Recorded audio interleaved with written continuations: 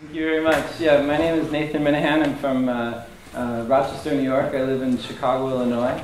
I was an exchange student in the Czech Republic just about 7 years ago now this year. A já mluvím česky, takže je to úplně jakoby úžasný skutečnost a prostě, že bys člověk mohl se naučit prostě další jazyk. It's like a beautiful thing to be able to learn another language and to make friends and to jump into a net that you're waiting to appear, and knowing and trusting that somehow whatever you have your mind set on, your mindset is going to be the thing that takes you there. And so what I'd like to just talk to you a little bit about today is bring you through a couple stories that have been kind of these things that have turned out far greater than I could have imagined. And those started with student exchange. And also beyond that, I would like to give you a couple tools that sort of helped me to develop the journey of, finding myself and creating this business that I started called Walk and Talk, and it began in Argentina. So I actually haven't finished drawing this, but if anyone can see here, there's a shape on the board, and it's meant to resemble the petchin. And if we know what petchin is, it's a spire, just like the Eiffel Tower.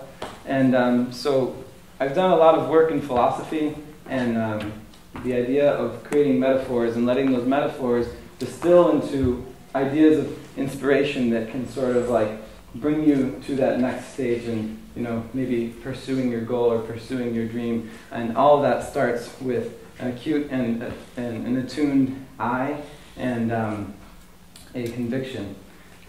Being definite on something creates the idea and the knowing of where you're going with it. The shape of a spire, if I could just try to have you abstractly conceive of this. Inspiration has within inside of it a word, and that's aspire, right? So to be inside of the spire is to be inspired. That shape goes from general to specific.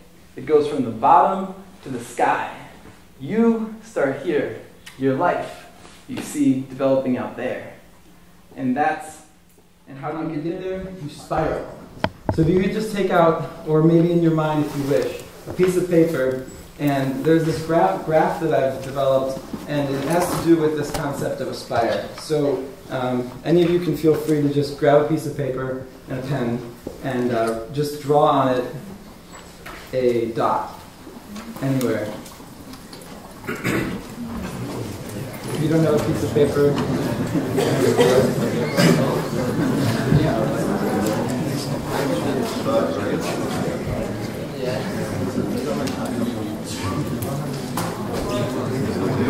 all the girls have paper and boys have. Wow.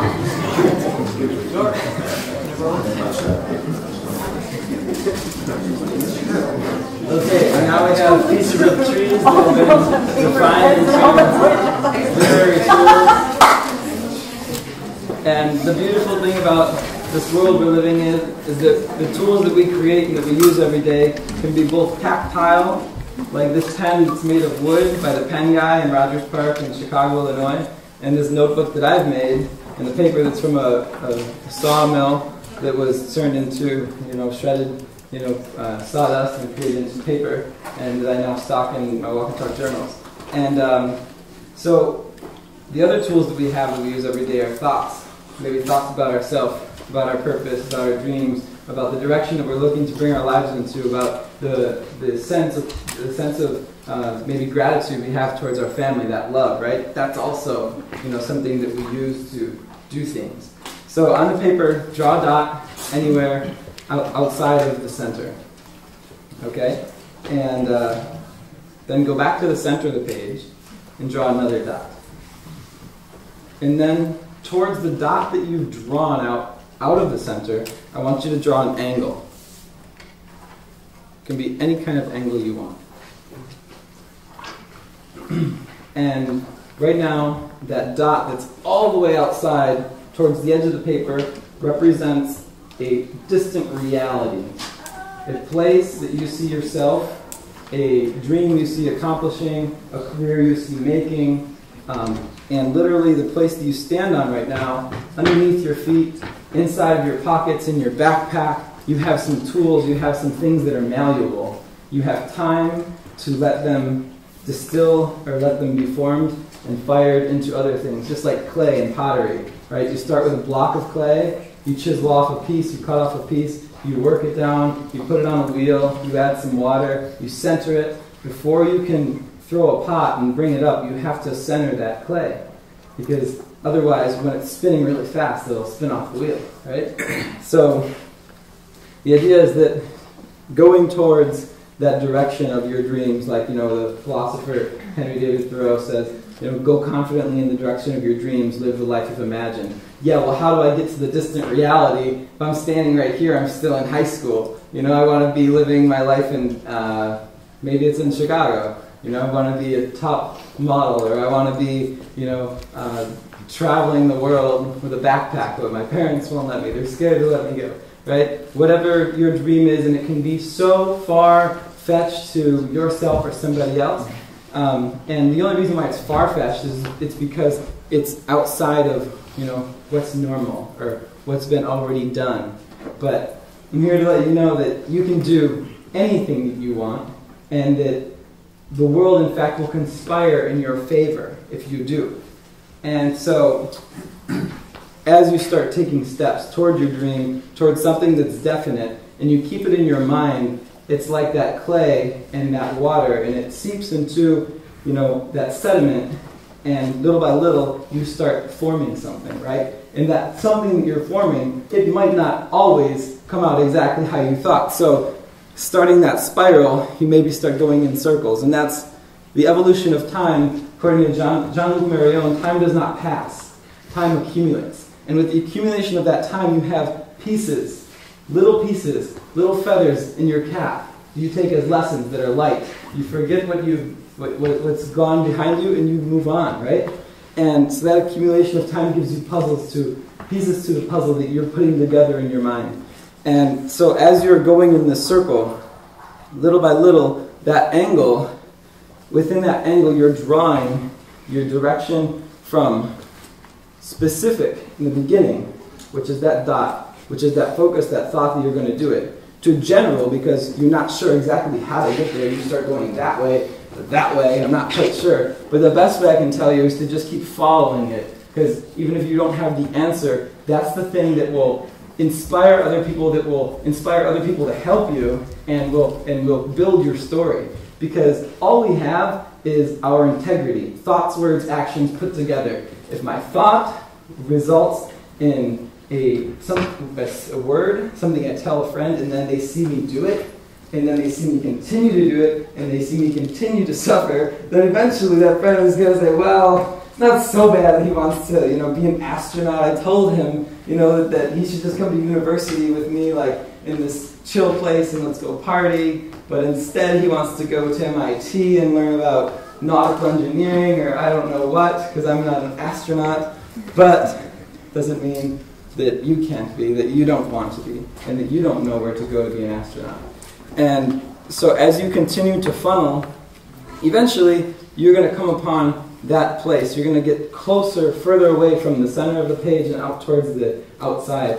And eventually you're going to be given some opportunity that's going to appear. And opportunities always show themselves. Just like in philosophy, we talk about things being given. But right now, what's given is only the front of me, right? The side of me, right? But then there's this other side. But now what's given? The back, but you can't see the front. You can only see what's given, what shows itself, what brings itself to your perception, right?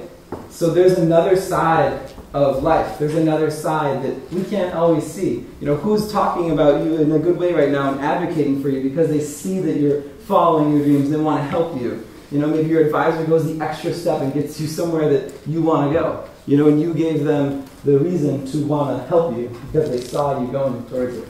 So I want to tell you briefly a little story.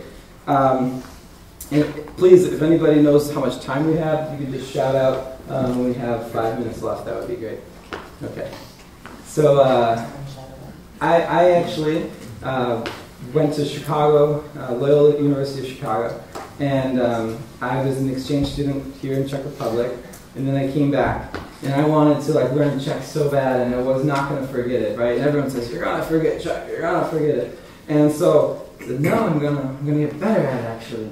And so I kept thinking in this language all the time, so much so that I forgot a ton of English. Little words like obtain, ascertain, contain, retain, disdain, like what did all those mean? How did I forgot like what are those little simple parts of the words that changed the meaning, and I couldn't even find them in my head. It's like they were gone, right? I was lost. And actually, it was part of this rebellious attitude, just wanting to just like, you know, learn this language, and I'm totally different than all these other kids at college. You know, they're all inexperienced and, you know, immature, and I've been to Prague, you know, and I'm just going to like go back to Prague because Chicago is not for me. And any opportunities here, I'm just going to shove right aside, you know, and actually maybe I'll even curse out the teacher in Czech, like they won't know, you know.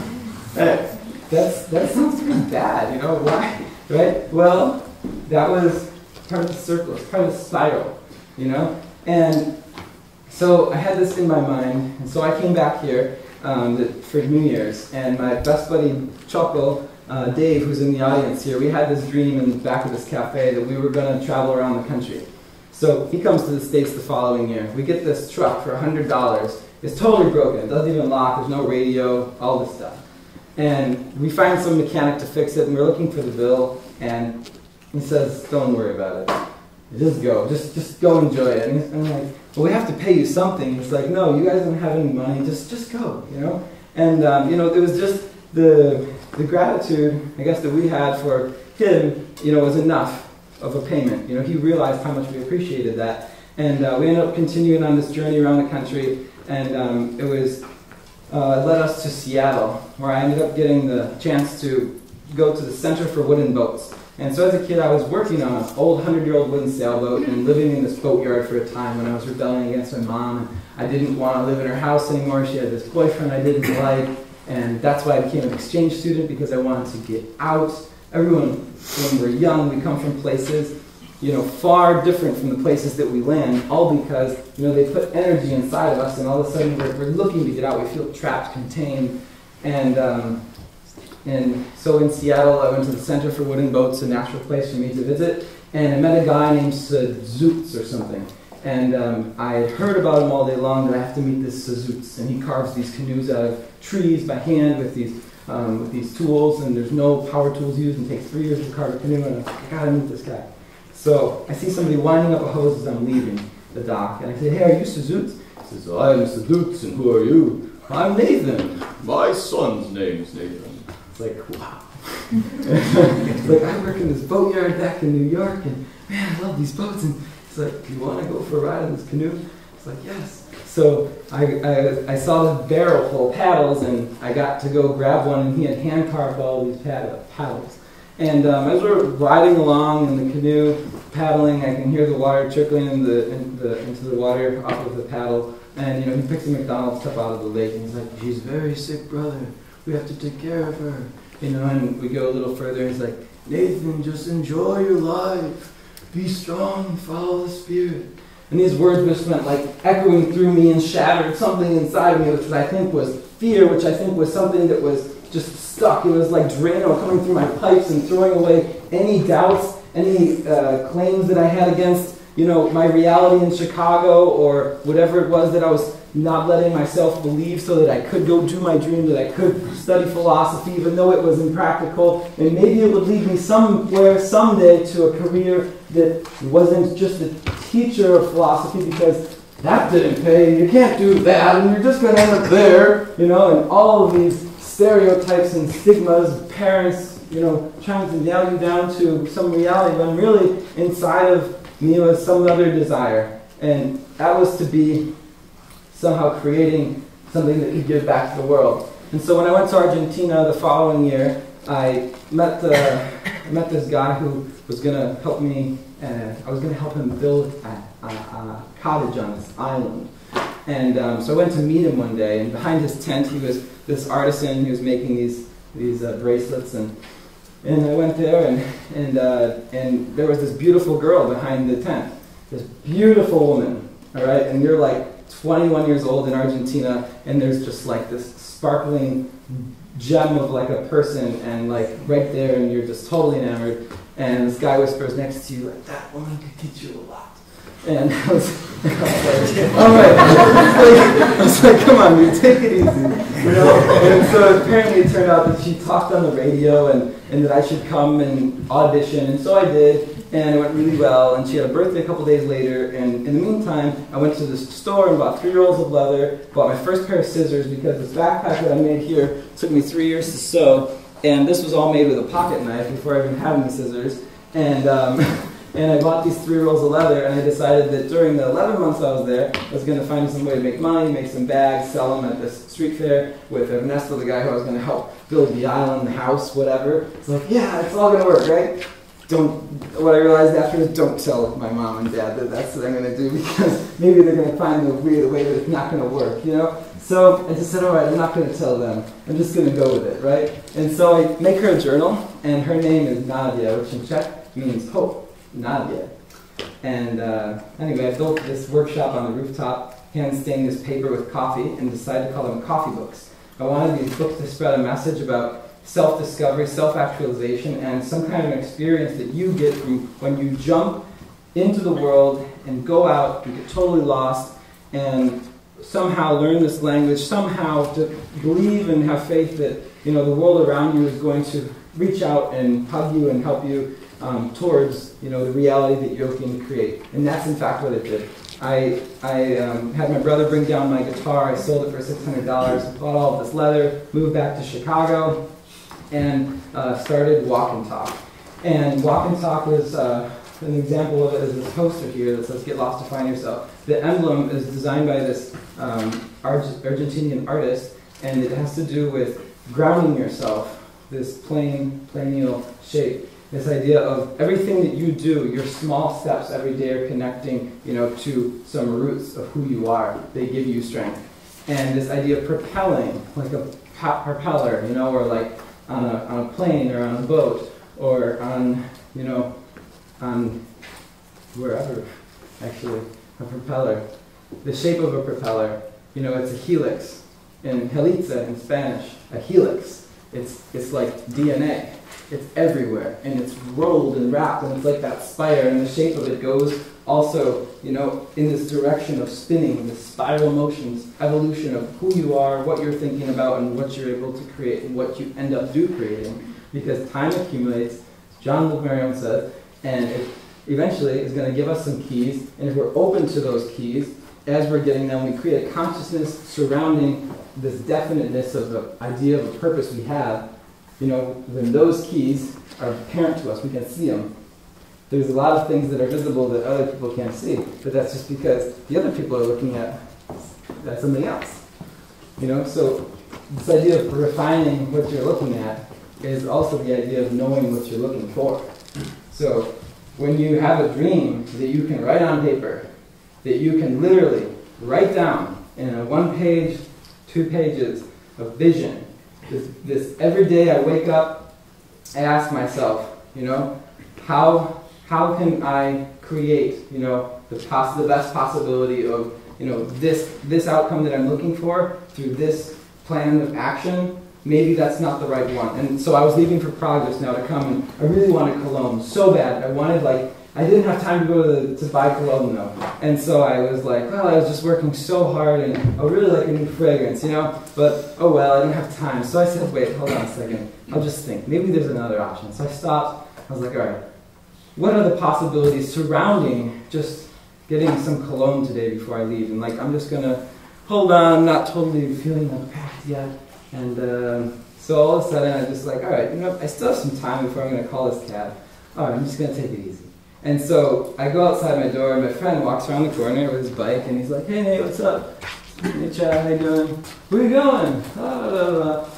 Chad, I really like some cologne. Do you have any idea where I would buy it on the way to the airport? Or something simple. He's like, Nate, wait.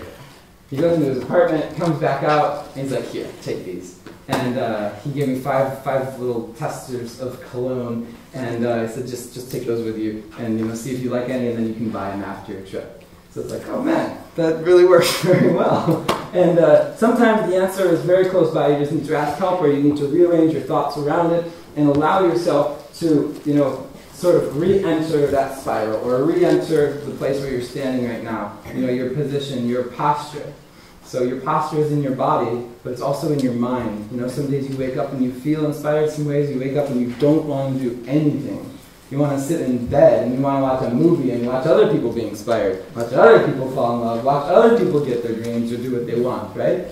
So, this idea of getting lost to find yourself stems from these roots. It stems from a desire to actualize in yourself, like if there was something that's already there, a disc that's already spinning, a record that's on the shelf that you just have never heard play before. The idea is to take the needle from the side of the record player and to put it on the turntable. Because right now, sometimes when you're not feeling inspired, the needle is there. And all you have to do is move it to here. Couple more minutes. Cool.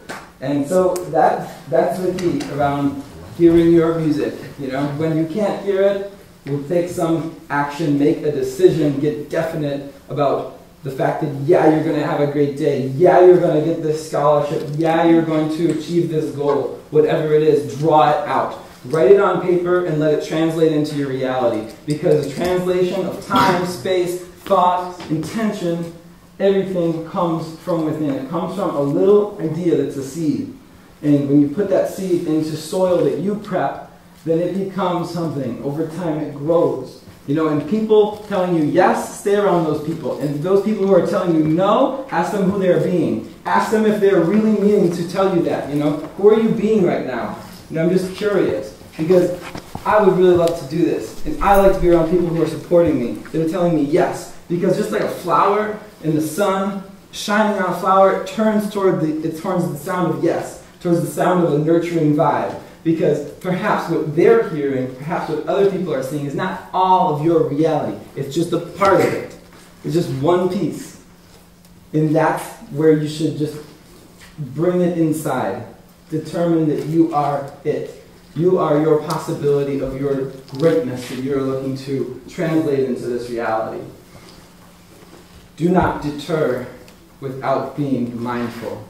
To be determined is to be deterred into a mindset that can bring you there.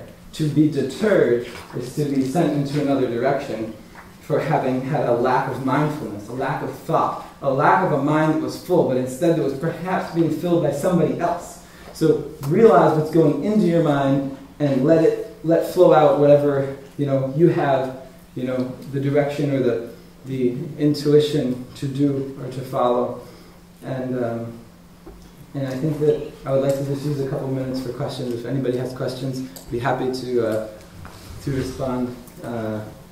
Otherwise, have some more thing planned. All right, is there any questions about whatever I'm rambling on about here, about following your dreams? What does it mean to become your dreams? Well, I think that the basic tool I want to leave you with is this idea of what it means to become inspiration and become definite about your dreams. The next time you see a spire in Prague, this is the city with all the most spires of any city. It's the shape that goes from general to specific, and that through evolution of time, the accumulation of it, you create that fire that's inside of the word spire. You can hear it. You can hear the inspiration is the thing that lights that fuse and sends it, moving. So stay focused. Enjoy your life and dream huge. Write it down on paper because it's real once you do. Otherwise, it's just flurling around in your mind. Write it down and watch it grow because that idea is a seed. So thank you very much, and I'm so happy I could come back to Prague these 2 weeks and have the opportunity. Thank you, John, for the chance to come here and speak with you today. This is really a great honor. Just a quick note, the other night when we were talking, I was saying, yeah, but there's only 20 minutes. I'd love to have you come by and talk to the seniors, but by the time they get there and we leave, it's left with 20 minutes. And Nathan goes, but a TED Talk is 17 minutes. And so 5 years from now, 10 years from now, when that TED Talk of Nathan's goes viral, we heard it first. Thank you very much.